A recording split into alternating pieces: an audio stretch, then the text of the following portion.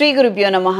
సింహరాశి వారికి ఈ రాశిలో కేతువు, వ్యయస్థానంలో బుధుడు, శుక్రుడు, గురువు, లాభస్థానంలో రవి, దశమ స్థానంలో కుజుడు. దూర ప్రయాణాలు కలిసి వస్తాయి.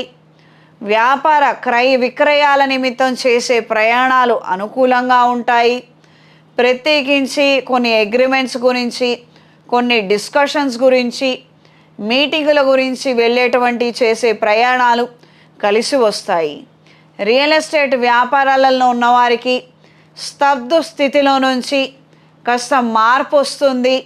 కొన్ని అమ్ముడుపోవడము, తద్వారా మంచి పేరు రావడము, శుభ సూచనలు సుస్పష్టంగా కనిపిస్తాయి.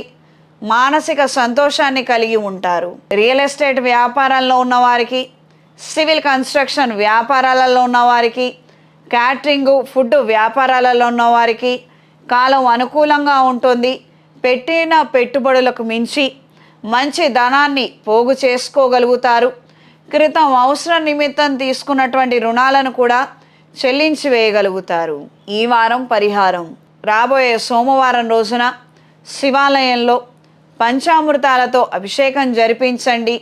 అవకాశం ఉన్నవాళ్ళు ఏదైనా శైవ క్షేత్రంలో ఈ రోజున ప్రత్యేకంగా మహాపాశుపత హోమాన్ని జరిపించండి. లేదా మాస శివరాత్రి రోజున మహాపాశుపత హోమాన్ని జరిపించండి. గురుగ్రహం అనుగ్రహాన్ని పొందుతారు. వ్యాపార అభివృద్ధి, కుటుంబ అభివృద్ధిని పొందుతారు. ఈ రాశిలో జన్మించిన స్త్రీలకు కొత్త పెట్టుబడుల రూపంలో కొంతమందితో సమస్యలు ఏర్పడవచ్చు. మనకు అవసరం ఉంది, కరెక్టే, కానీ అవతల వ్యక్తి కూడా కరెక్ట్గా ఉండాలి కదా. ఇది కాస్తంత తెలుసుకొని నిదానంగా వ్యవహరించండి. కావాలంటే బ్యాంకు వాళ్ళను కావచ్చు, క్రితం ఇచ్చినటువంటి నమ్మకస్తుల దగ్గరికి వెళ్ళండి. వాళ్ళు తెలిసిన వాళ్ళే కాబట్టి దాని వలన మనకి మంచో చెడో ముందే తెలుస్తుంది. ఒక సామెత ఉంటుందండి, తెలిసిన దయ్యం మేలు తెలియని దానికన్నా అన్నట్టు. కాబట్టి కొద్దిగా ఈ వ్యవహారాలలో మాత్రము కొత్త వాళ్ళని ఉద్దేశపూర్వకంగా ఈ యొక్క వ్యవహారాలలోకి దించడము, వాళ్ళకి వ్యాపారాలలో స్థానాలు ఇవ్వటం మాత్రము అంత కరెక్ట్ కాదు. ఇది తెలుసుకొని మెలగండి. ఆరోగ్య విషయంలో మంచి మార్పులు ఏర్పడతాయి.